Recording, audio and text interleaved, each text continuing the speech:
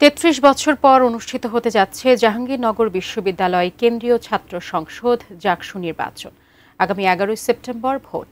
তফসিল ঘোষণায় উৎফুল্ল শিক্ষার্থীরা জানিয়েছেন উৎসবমুখর পরিবেশে ভোট দিতে চান তারা। তবে নিরাপত্তা নিশ্চিত করতে হবে বিশ্ববিদ্যালয় প্রশাসনকে।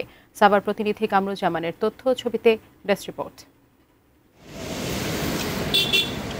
অবশেষে ঘোষিত হয়েছে প্রত্যাশিত তফসিল। রোববার বিকেলে বিশ্ববিদ্যালয়ের প্রক্টর ও স্থানীয় সংসদ এবং নির্বাচন কমিশনের সদস্য সচিব অধ্যাপক এ.কে.এম. রাশিদুল আলম জাকসু নির্বাচনের তফসিল ঘোষণা করেন। একই দিনে ২১টি আবাসিক হলের হল ছাত্র সংসদ নির্বাচনও অনুষ্ঠিত হবে।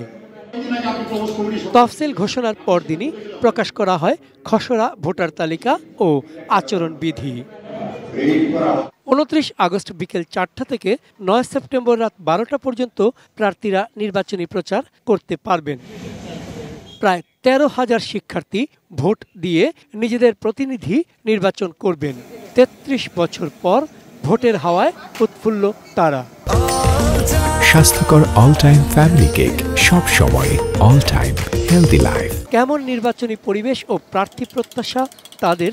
আমরা আশাবাদী জাহাঙ্গীরনগর বিশ্ববিদ্যালয়ের সকল সাধারণ শিক্ষার্থী এবং বিভিন্ন রাজনৈতিক দলের মাধ্যমেও যেই ক্যাম্পগুলো আসবে, ইলেকশনে আমরা একটা সুষ্ঠু পরিবেশ চাই। সুষ্ঠু কোনো রকম ভোট চুরি বা এই ধরনের কিছু যাতে না ঘটে, কোনো প্রকার যাতে সহিংসতা বা সন্ত্রাসের ঘটনা যাতে না ঘটে। ছাত্রছাত্রীদের কি জরুরি বা তাদের কি প্রয়োজন সেটাকে বাস্তবায়ন করার জন্য যেন সে তার সর্বোচ্চটা দেওয়ার জন্য প্রস্তুত থাকে, এরকম একজনকে আমরা চাই।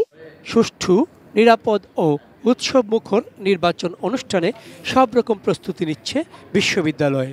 সকল শিক্ষার্থী যারা নির্বাচনে অংশগ্রহণ করবে অবশ্যই সেই কোড অফ কন্ডাক্ট, নির্বাচনী আচরণবিধি মেনে চলতে হবে।